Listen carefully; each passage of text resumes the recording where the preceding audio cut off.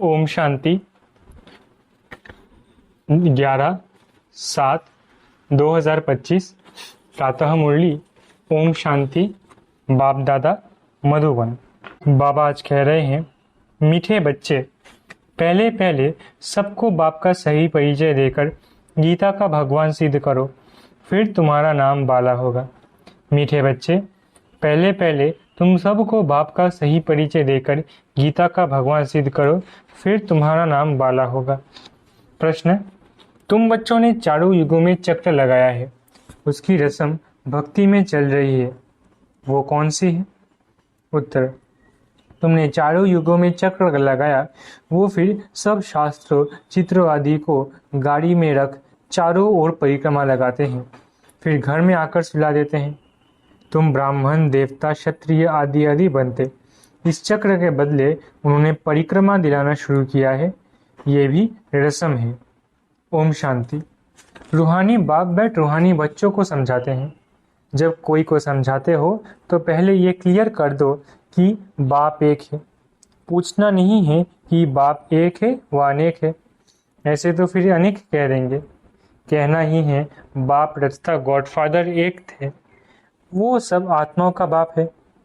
पहले पहले ऐसे भी नहीं कहना चाहिए कि वो बिंदी है, इसमें फिर मूंझ पड़ेंगे। पहले पहले तो ये अच्छी रीति समझाओ कि दो बाप है, लौकिक और पारलौकिक। लौकिक तो हर एक का होता ही है, लेकिन उनको कोई खुदा, कोई गॉड कहते हैं। है एक ही, सब एक को ही याद करते हैं। पहले पहले ये पक्का निश्चय कराओ कि फादर है स्वर्ग की रचना करने वाला।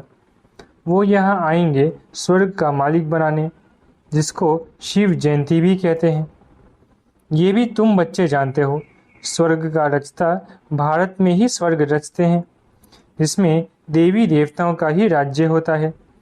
तो पहले पहले बाप का ही परिचय देना है। उनका नाम है शिव।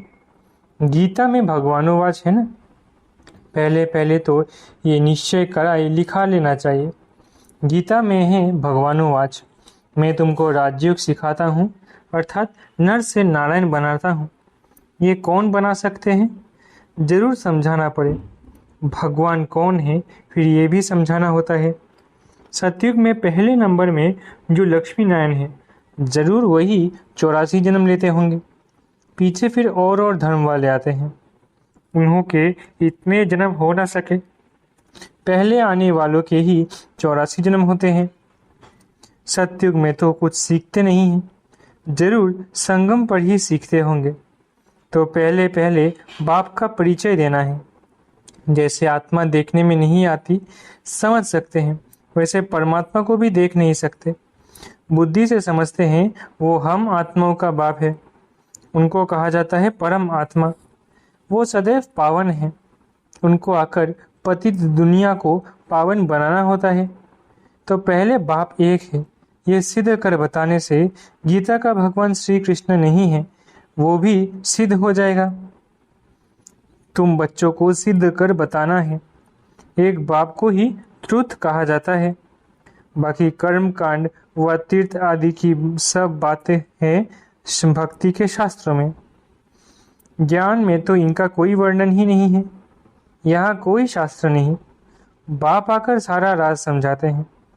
पहले पहले तुम बच्चे इस बात पर जीत पाएंगे कि भगवान एक निराकार है, न कि साकार। परमपिता परमात्मा शिव भगवानोवाच, ज्ञान का सागर, सबका बाप वो है। श्री कृष्ण तो सबका बाप हो नहीं सकता। वो किसी को कह नहीं सकता कि देह के सब धर्म छोड़ मामेकम याद करो।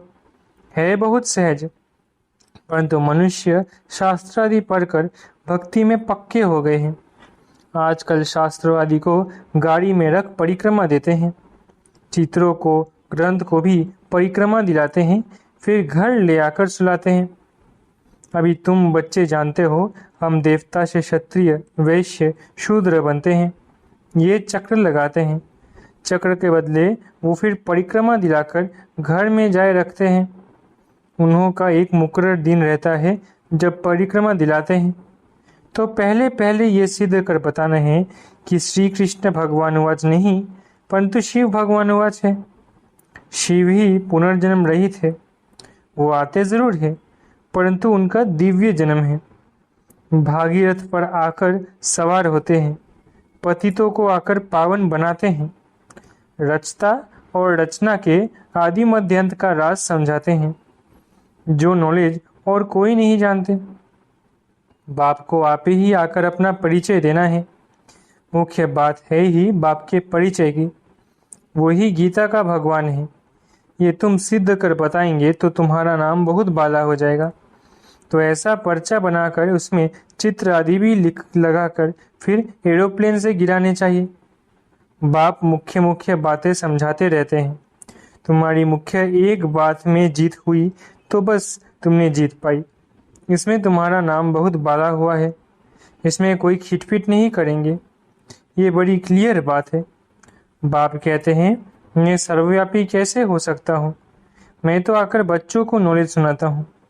पुकारते भी है, आकर पावन बनाओ, रचता और रचना का ज्ञान सुनाओ। महिमा भी बाप की अलग, श्री कृष्ण की अलग है। ऐसे नहीं कि शिव बाबा आकर फिर श्री कृष्ण व नारायण बनते हैं, 84 जन्मों में आते हैं। नहीं, तुम्हारी बुद्धि सारी ये बातें समझाने में लगी रहनी चाहिए। मुख्य है ही गीता। भगवानुवाच है तो जरूर भगवान का मुख चाहिए ना। भगवान तो है निराकार। आत्मा मुख बिगड़ बोले कैसे? तब कहते हैं, मैं साधारण तन का आधार लेता हूँ।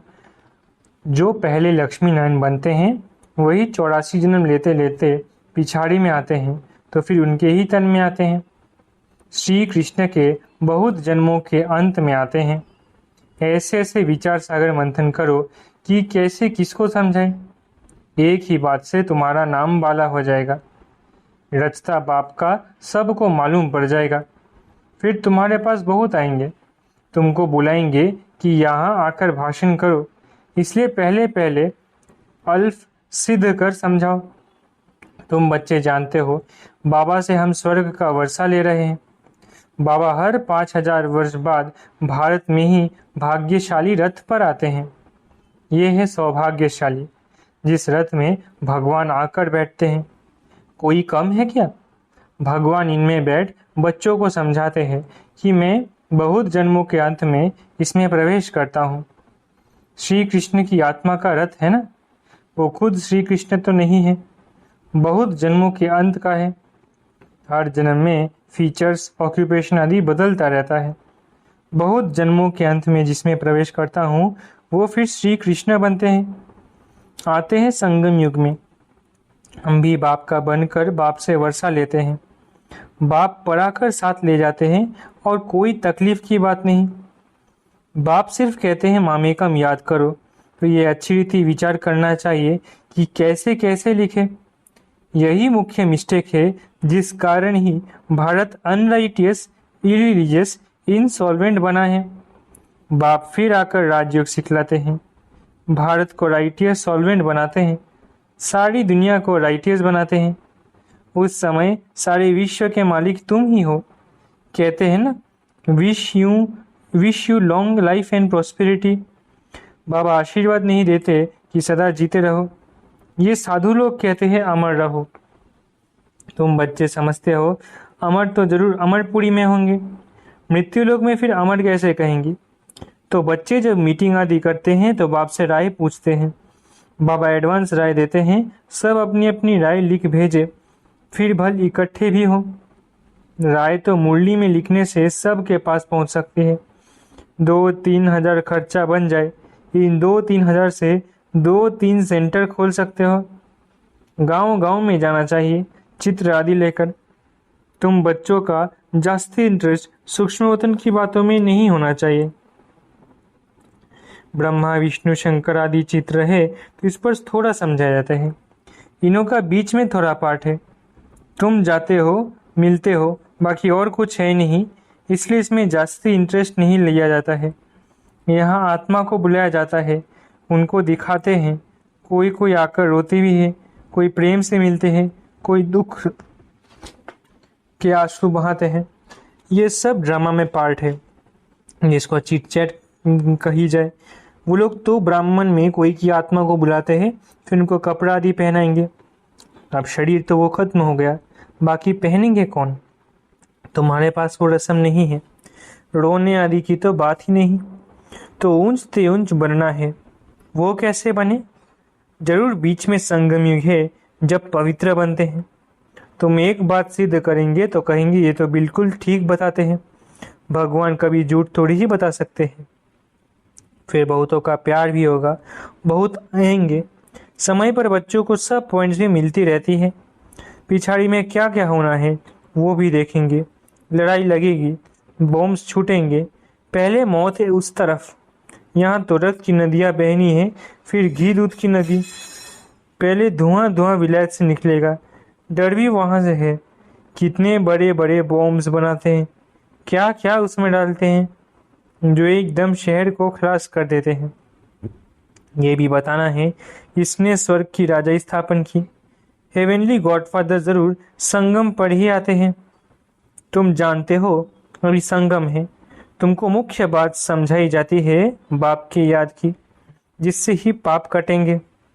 भगवान जब आया था तो कहा था मामे कम याद करो तो तुम सत्व प्रधान बन जाएंगे, मुक्ति धाम में जाएंगे। फिर पहले से लेकर चक्र रिपीट होगा, डीटिज्म, इस्लामिज्म, बुद्धिज्म आदि आदि। तुम स्टूडेंट की बुद्धि में ये सारी नॉलेज होनी चाहिए। खुशी रहती है हम कितनी कमाई करते हैं, ये अमर कथा अमर बाबा तुमको सुनाते हैं। तुम्हारे अनेक नाम रख दिए हैं। मुख्य पहले पहले डिटेल है डीटिज्म, फिर सबकी वृद्धि होते होते झाड़ बढ़ता जाता है। अनेक अनेक धर्म, अनेक मतें हो जाती है। यह एक धर्म एक श्रीमत से स्थापन होता है, द्वैत की बात नहीं। ये रूहानी नॉलेज रूहानी बाप बैठ समझाते हैं। तुम बच्चों को खुशी में बहुत रहनी चाहिए। तुम जानते हो बाप हमको पढ़ाते हैं, तुम अनुभव से कहते हो ये शुद्ध अहंकार रहना चाहिए कि भगवान हमको पढ़ा रहे हैं। और क्या चाहिए? जबकि हम विश्व के मालिक बनते हैं, क्यों खुशी क्यों नहीं रहती? या निश्चय में कहाँ संशय है? बाप में संशय नहीं लाना चाहिए, माया संशय में लाकर भुला देती है। बाबा ने समझा है माया आंखों द्वारा बहुत धोखा देती है। अच्छी चीज देखेंगे तो दिल बिद बिद करेगी, खाएं। आंखों से देखते हैं तब क्रोध आता है मारने लिए, देखे ही नहीं तो मारे कैसे? आंखों से देखते हैं तब लोभ मोह भी होता है। मुख्य धोखा देने वाली आंखें हैं, इन पर पूरी नजर रखनी चाहिए। आत्मा को ज्ञान मिलता है तो फिर क्रिमिनल पना छूट जाता है। ऐसे भी नहीं है कि आंखों को निकाल देना है, तुम्हें तो क्रिमिनल आई को सिविल आई बनाना है। अच्छा, मीठे मीठे सीखलत है बच्चों प्रति माता पिता बाप दादा का याद प्यारा गुड मॉर्निंग। रूहानी बाप की रूहानी बच्चों को नमस्ते। हम रूहानी बच्चों की रूहानी माता पिता बाप दादा को याद प्यार गुड मॉर्निंग और नमस्ते। धारणा के लिए मुख्य सार। पहला, सदा इसी नशे व खुशी में रहना है कि हमको भगवान पढ़ाते हैं। किसी भी बात में संशय बुद्धि नहीं होनी चाहिए, शुद्ध अहंकार रखना है। दूसरा, सूक्ष्म वतन की बातों में ज्यादा इंटरेस्ट नहीं रखनी है। आत्मा तो शत्रुप्रधान बनाने का पुरुषार्थ करना है। आपस में राय कर सबको बाप की सही पहचान देनी है। वरदान, पास विद ऑनर बनने के लिए पुरुषार्थ की तीव्र गति और ब्रेक पावरफुल रखने वाले यथार्थ योगी भव। वरदान, पास विद ऑनर बनने के लिए पुरुषार्थ की गति तीव्र और ब्रेक पावरफुल रखने वाले यथार्थ योगी भव। वर्तमान समय के प्रमाण पुरुषार्थ की गति तीव्र और ब्रेक पावरफुल चाहिए, तब अंत में पास विद ऑनर बन सकेंगे, क्योंकि उस समय की परिस्थितियां बुद्धि में अनेक संकल्प लाने वाली होंगी। उस समय सब संकल्पों से परे एक संकल्प में स्थित होने का अभ्यास चाहिए। जिस समय विस्तार में बिगड़ी हुई बातें हो, उस समय स्टॉप करके फलाने को स्टॉप करने की प्रैक्टिस चाहिए। स्टॉप करना और होना, जितना समय चाहिए उतना समय बुद्धि को एक संकल्प में स्थित कर ले, यही है यथार्थ योग। स्लोगन, आप ओबीडिएंट सर्वेंट हो इसलिए अलमस्त नहीं हो सकते। सर्वेंट माना सदा सेवा पर उपस्थित। स्लोगन, आप ओबीडियंट सर्वेंट हो इसलिए अलमस्त नहीं हो सकते। सर्वेंट माना सदा सेवा पर उपस्थित। अव्यक्त इशारे, संकल्पों की शक्ति जमा कर श्रेष्ठ सेवा के निमित्त बनो। जैसे इंजेक्शन के द्वारा ब्लड में शक्ति भर देते हैं, ऐसे आपको श्रेष्ठ संकल्प के इंजेक्शन का काम करेगा। संकल्प द्वारा संकल्प में शक्ति आ जाए। अभी इस सेवा की बहुत आवश्यकता है। स्वयं की सेफ्टी के लिए भी शुभ और श्रेष्ठ संकल्प की शक्ति और निर्भयता की शक्ति जमा करो, तभी अंत सुहाना और बेहद के कार्य में सहयोगी बन बेहद के विश्व के राज्याधिकारी बन सकेंगे। अच्छा, ओम शांति। शुक्रिया बाबा।